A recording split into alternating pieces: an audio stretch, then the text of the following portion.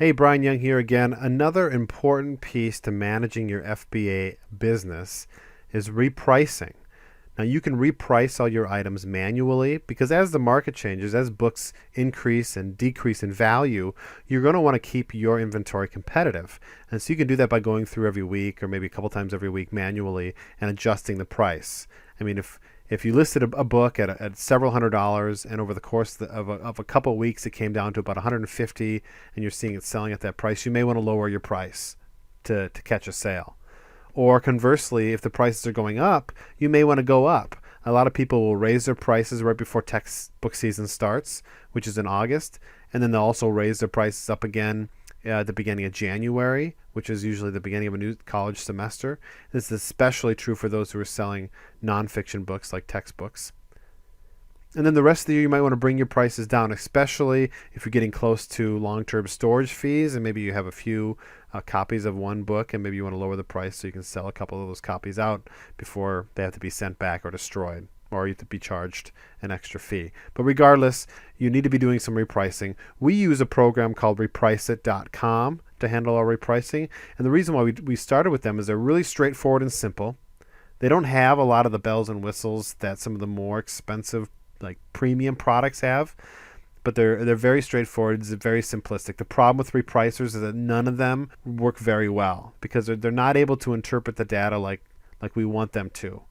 And because of the information that Amazon is giving back through the API, sometimes they're not very accurate, but they're good. I mean, we do tests all the time to ensure that our repricers are working according to our standards. So I'm going to run you through that. If you're interested in checking them out, go to Repriceit.com. I'll click on the pricing tab right here just to kind of show you what to expect. Now, it depends on how much inventory you would like to reprice. I know to reprice all your inventory, you can only, when you're creating MSKUs, when you're creating unique identifiers for your inventory, you can create certain ones so you can sort them, and then you can just have those certain ones repriced if you like. Some people have their textbooks, like their high dollar books, and they're just regular books separate, and they reprice all their textbooks by hand, and they allow repricing programs, automatic repricing programs like Repriceit to automatically reprice those other books that are in the other category. You can do that, but you're going to need to have a way to separate them to make it easy. If you have 1 to 500 items that are being repriced, it starts at $9.95 a month, so that's pretty reasonable, and then it goes up from there. So I'm going to log into my account. And so we only have one template. In fact, we don't use an automatic repricer for our non-book inventory, and this is it. But if you had multiple templates, maybe you had a textbook template or multiple templates, and maybe you're rearranging things as inventory comes in and gets stale. Maybe you move it from one template to another template to another template to, eventually by the end of a year, maybe you want to really price it aggressively to get rid of old inventory. That's totally fine. We know people that do that. Or you can just have one kind of like catch-all template. It's kind of like how we use it. I'm going to show you my template, and then you can kind of use that as a springboard. You don't have to copy what I do, but if you find it helpful to do so, you can. So we just selected the name books. Obviously, this is number 1. You can have this template cover all FBA items, all merchant fulfilled items, or both. We said we want to assign specific SKUs to be repriced, so we selected that option. And then we leave all this blank, because we go into more detail about how we want these items to be repriced on the next page. So actually we'll go back to the dashboard. We'll scroll down again. You can delete the template. We're going to view and edit repricing settings right here. So I'm just going to quickly go through these with you so you can understand where we're coming from. These are the settings. So every time that this template is put into action, this is what it's going to do: is compare your new items only against other new offers. We left that one blank. We left this compare your used items only against other used competing offers. We left that one blank because we know that there are some listings out there that don't have any new books. And let's say we have a used book. Let's say we have a new copy, and there is no other new copies for sale. We want them to gather up some of the criteria from the existing copies, regardless if they're new or used.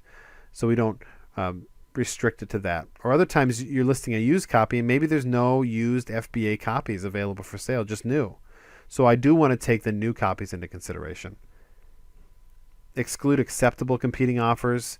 I do this because I think sometimes acceptable books are just in horrible condition, and I want to make sure that we're not taking outlier prices, the acceptable copies of a book, too seriously. We exclude just launched competing offers. Now, this is up in the air, but if it's a brand new seller, odds are they probably aren't super familiar with the marketplace, and if they're tanking prices because they're just trying to sell out their inventory as fast as possible, I don't want to race them to the bottom, so we exclude them. We also exclude competing offers, competing sellers with a seller ranking below 80%. So if they have 80% feedback score or lower, we'll avoid them. Our minimum allowable price is $10.95. So how our criteria is set up is we only buy books that can be sold for $10.95 or more. So no matter what conditions are apply on that listing page, the value of the book will never drop below $10.95. Now the maximum allowable price is $400. And I just sent this max because I know that sometimes book prices can get out of hand.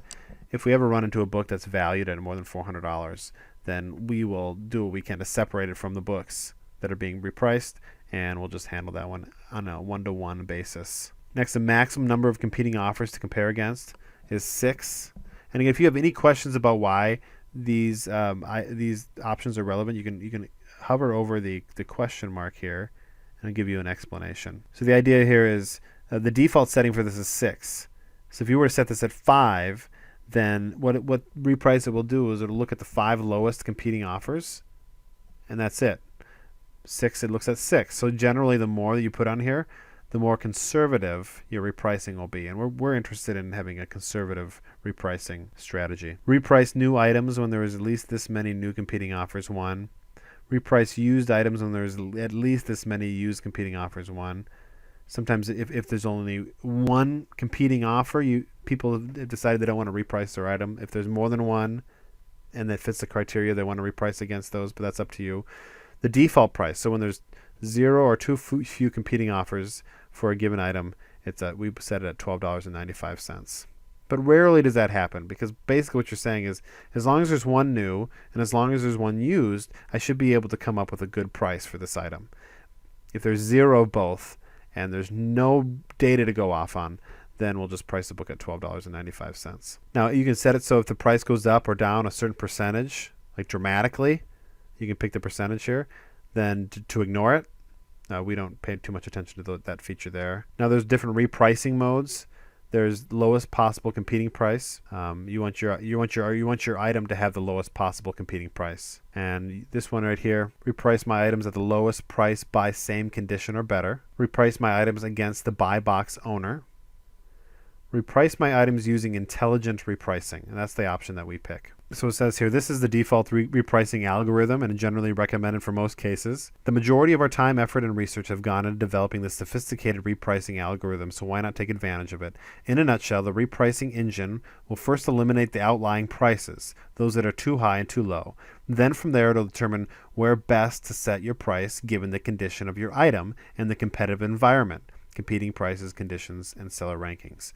All the while applying the rules you set up. The repricing engine will always try and position your item to sell, but it will also protect your prices by not following poorly priced competing low-ball or high-ball offers that are too far out of line.